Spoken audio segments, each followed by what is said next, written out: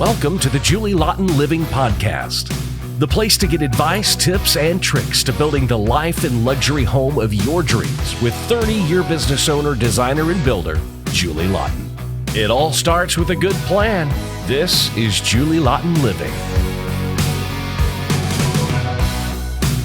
Welcome back to another episode of Julie Laughton Podcast. Today we're going to talk about why did I become a contractor? Why did I do that? Why did I need to do that? So we're going to talk about that. But before we do that, we're going to let you check out my 7 simple steps on my website. And don't forget to share it with your friends and use it when you're going to remodel because it's very helpful. So in my case, my career started with me going to college for architecture, and then I did landscape architecture, and then I landed on interior design, and I finally graduated with all these extra credits. And my architecture training, it started at 14. I was drafting and drawing buildings and doing 3D modeling and mechanical engineering at 14, 15, 16, 17, and 18. So by the time I got to college, I tested out of mechanical engineering.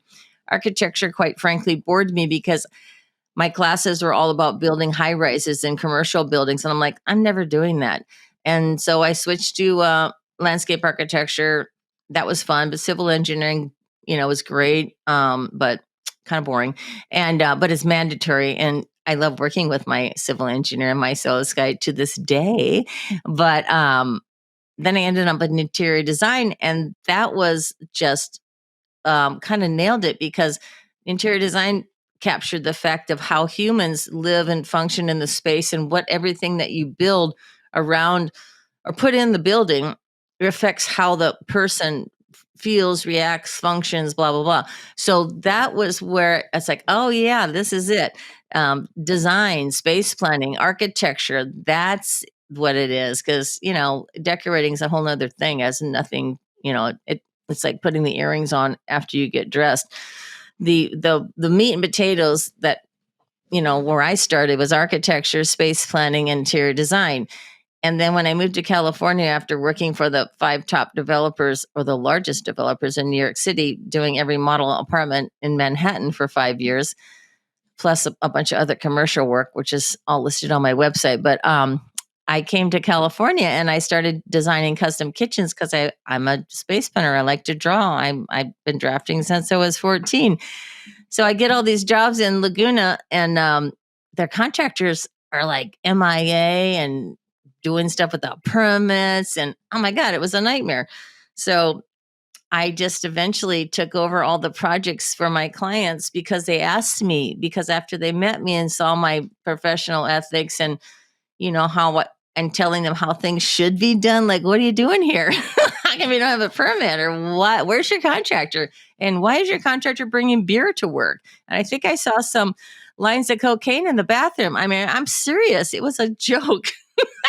So it was like the guys would bring their beer and stick it in the client's refrigerator and start working at 7 a.m. And I'm like, what are we doing here? So, of course, I just couldn't tolerate all that. And then the clients' projects were a mess. So this is residential. This isn't high-end custom. It's just the typical.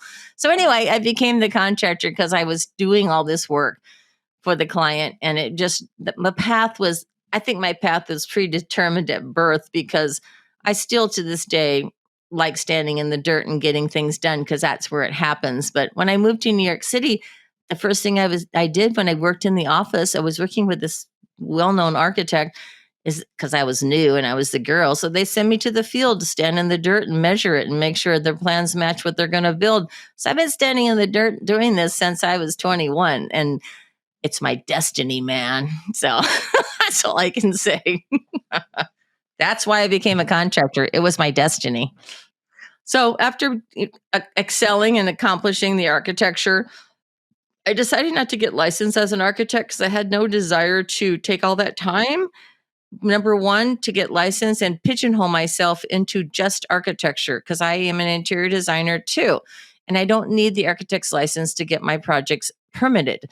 So that was an easy decision. And instead, I chose to become a contractor because that was a more valuable position to be doing for the client, because that's where all the problems were. So in order to become a contractor, I simply had to study for the exam. And I studied for weeks and got all the books. and took the exam, passed the exam the first time with like 98% or something. The lady told me I took it faster than anybody also. And so it was relatively easy, but it wasn't easy, and I studied, but all the stuff on there was stuff I learned standing in the dirt. So that was the good news.